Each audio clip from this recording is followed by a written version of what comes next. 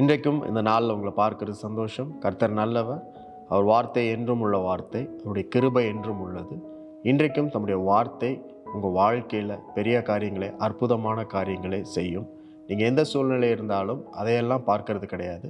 தேவனுடைய வார்த்தை உங்களுக்காக அனுப்பப்பட்டிருக்கும் பொழுது உங்கள் வாழ்க்கையின் காரியங்களை சந்திக்கும் வரைக்கும் அந்த வார்த்தை வீண் போகாது. உங்களுக்கான காரியங்களை அது செய்து கொண்டே இருக்கும். மார்க் 11:24 இப்படி படிக்கிறோம். ஆதலால் நீங்கள் ஜெபம் பண்ணும்போது எவைகளை கேட்டுக்கொள்வீர்களோ அவைகளை பெற்றுக்கொள்வோம் என்று விசுவாசியுங்கள், அப்பொழுது அவைகள் உங்களுக்கு உண்டாகும் என்று சொல்லுகிறேன். நீங்கள் எதையெல்லாம் கேட்டுக்கொள்கிறீர்களோ அவைகள் எல்லாவற்றையும் தேவன் கேட்கிறார்.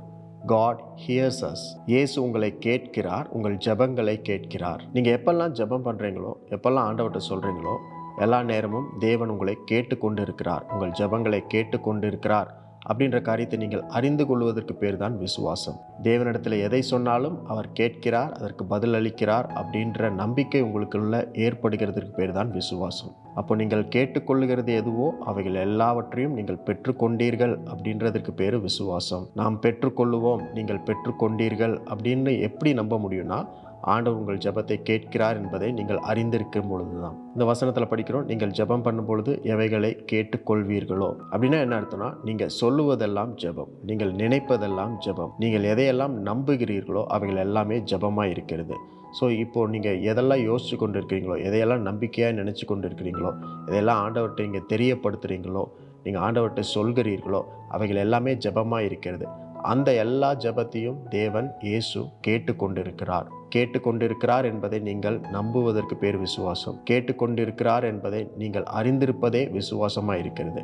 அப்போது உங்களுடைய விசுவாசம் ஒரு நாளும் உங்களை கைவிடாது.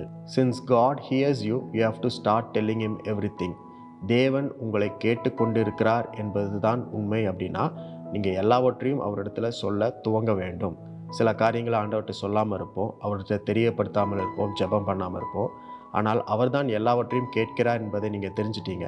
அதனால் எல்லாவற்றையும், எந்த காரியமாக இருந்தாலும், சின்ன காரியமாக இருந்தாலும், பெரிய காரியமாக இருந்தாலும், எல்லாவற்றையும் அவரிடத்துல சொல்ல நீங்கள் ஆரம்பிக்க வேண்டும், ஜெபம் பண்ண ஆரம்பிக்க வேண்டும். அப்படி எல்லாவற்றையும் நீங்கள் சொல்லுகிறதுக்கு பேர் தான் ஜெபம். அப்படி எல்லாவற்றையும் நீங்கள் சொல்லுகிறதுக்கு பேர் தான் விசுவாசம்.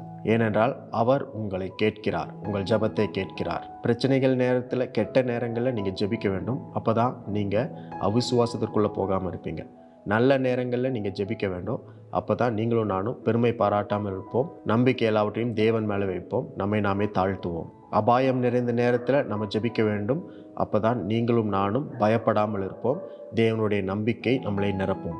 நீங்கள் எவைகளெல்லாம் கேட்டுக்கொள்கிறீர்களோ எல்லாவற்றையும் தேவன் கேட்கிறார். ஆகவே எல்லாவற்றையும் தேவனிடத்தில் நீங்கள் கேட்டுகிட்டே இருங்க, சொல்லிகிட்டே இருங்க, ஜெபம் பண்ணிக்கொண்டே இருங்க. இன்றைக்கும் அப்படிப்பட்ட ஒரு நல்ல நாள் ஆண்டவர் கொடுத்திருக்கிறார். எல்லாவற்றையும் தேவனிடத்தில் தெரியப்படுத்தும் பொழுது அவர் உங்களுடைய எல்லா ஜெபங்களையும் கேட்டு பதில் அளிக்கிறார். நீங்கள் விசுவாசம் உள்ளவர்களாக இருங்கள், தேவன் உங்கள் விசுவாசத்தை கனப்படுத்துகிறார். இந்த நாளும் உங்கள் விசுவாசத்தின்படி தேவன் உங்களுக்கு செய்வதற்கு, உங்கள் ஜெபத்திற்கு பதில் அளிப்பதற்கு தேவன் கொடுத்திருக்கிற இந்த நல்ல நாளுக்காய் அவருக்கு நன்றி செலுத்துங்க.